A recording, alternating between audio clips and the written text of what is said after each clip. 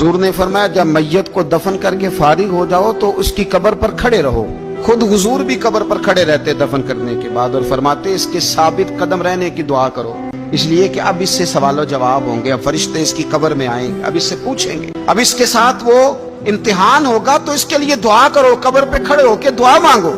एक हदीस में फरमाया कि इतनी देर दुआ मांगो, इतनी देर दुआ मांगो कि जितनी देर ऊंट ज़िबा करके खाल उतार के गोश्त बना के, ऊंट ज़िबा करना सबसे ज्यादा मुश्किल है, ऊंट ज़िबा करके खाल उतार के गोश्त बना के बांट देते हो, इतनी देर मरने वाले की कब्र पे खड़े रह के दुआ मांगा करो, क्योंकि अब फरिश्ते आएंगे, सवालो जवाब होगा। मुसन्नफ अब्दुल रज़ाक में हदीस है कि एक बंदे को सिर्फ एक कोड़ा मारा गया था कब्र में, तो उसकी सारी कब्र में आग भड़क उठी। तो पूछता है कि ये एक कोड़ा मुझे क्यों मारा गया? तो उन्होंने कहा एक वजह तो ये थी कि तू पाकी पलीदी का ख्याल नहीं करता था, और दूसरी वजह ये थी कि एक दफा एक मजलूम ने तुझसे कहा था मेरी मदद कर, और तू मदद करने पे कादिर था, तेरे अंदर हिम्मत थी, पर तू उसकी मदद के लिए तैयार नहीं हुआ। वो हमारा मशहूर फिक्र है ना कि सानू की लगे पराई लड़ाई पराई आग नू असी घर क्यों ले आइए। तो वो जो हमारा खास मामला है ना कि किसी की मदद नहीं करनी, वो हमें खराब करती है, हमारे हालात बिगड़ जाते हैं। मदद करने पे कादिर होते हैं पर किसी मजलूम की मदद, एक कोड़ा लगा तो पूरी कब्र में आग भड़क उठी।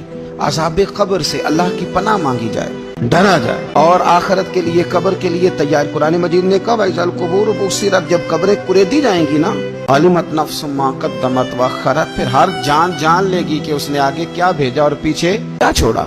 मेरे अजीज, अपनी कब्र के लिए अपनी आखिरत के लिए फिक्र करें, तैयारी करें।